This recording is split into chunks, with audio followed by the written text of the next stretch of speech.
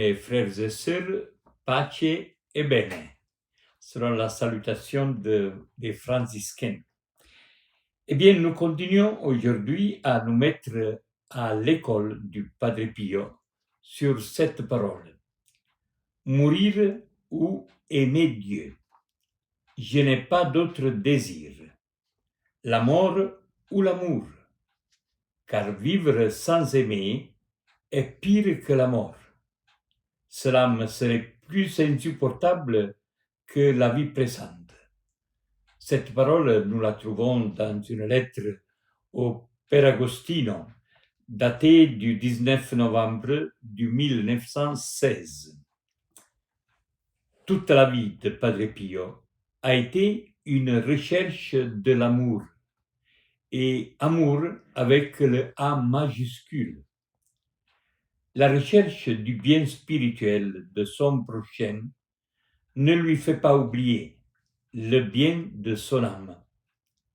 Cela nous fait comprendre comme l'itinéraire de Padre Pio vers Dieu est un crescendo sans arrêt, même si sa vie intime est telle que lui-même n'arrive pas à la comprendre. Durant sa vie, il y a beaucoup de ténèbres, mais de temps en temps apparaissent des éclairs de lumière, et il confesse avec sincérité que le courage à faire la volonté de Dieu ne lui manque jamais.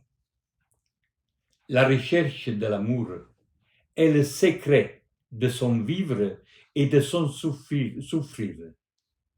Il n'y a pas de souffrance plus grande et douloureuse en Padre Pio de celle qui vient de la peur d'offenser Dieu par le péché, de nier l'amour, de ne pas correspondre à l'amour. L'amour est le ressort de toute son activité, de sa fidélité, de sa persévérance. Il a dit dans une phrase « ou mourir ou aimer Dieu ». L'amour a la double dimension, verticale vers Dieu et horizontale vers le prochain. Je suis dévoré par l'amour de Dieu et par l'amour du prochain. Ces mots, il les a écrits dans une lettre au Père Benedetto le 20 novembre 1921.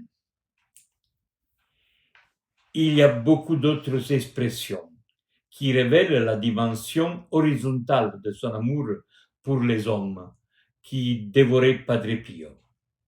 Voici quelques-uns.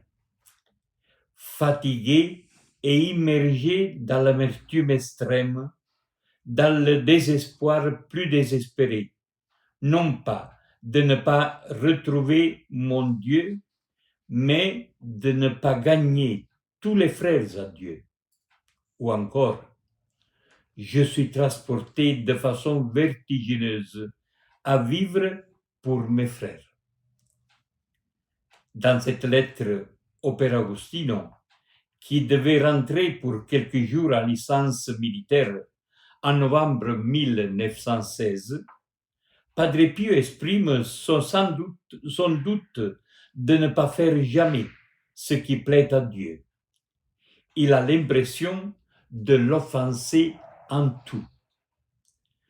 Son recours souvent à ses pères spirituels sont d'une preuve éloquente de ce qu'il vit dans son cœur.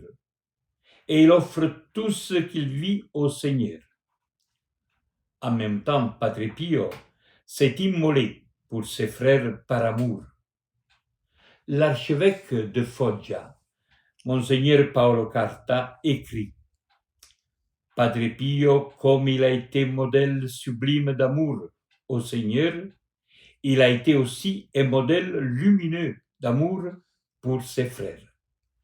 Il s'est mis à leur service de façon généreuse et héroïque pour soulager leur corps et leurs âmes. »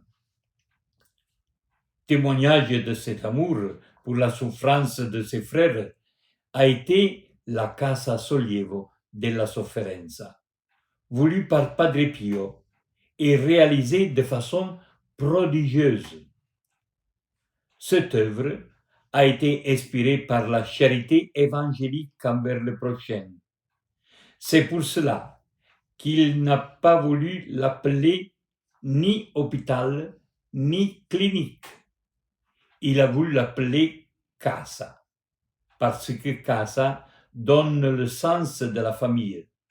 La casa est le centre où les cœurs sont unis dans l'amour, où il y a la sollicitude pour chacun, mais en particulier pour les membres souffrants.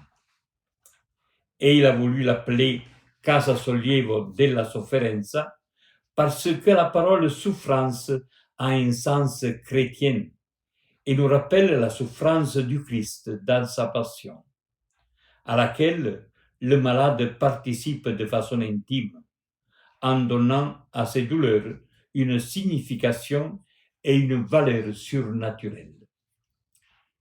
À ceux qui lui disaient que Casa Sollievo était trop luxueuse, Padre Pio répondait: trop luxueuse.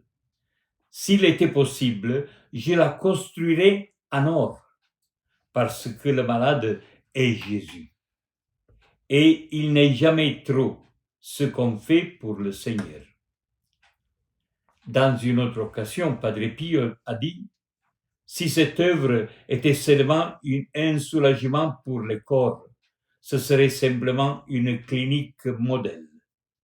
Mais elle doit nous rappeler l'amour de Dieu à travers la charité. Cette œuvre construite par les offrandes venant de partout dans le monde continuera à chanter dans les siècles l'amour immense de Padre Pio pour les frères souffrants qui ont besoin de soins dans le corps et assistance religieuse dans un climat serein et accueillant, animé par la charité du Christ. Mes frères et sœurs, je vous souhaite un bon chemin de carême. Pace e bene.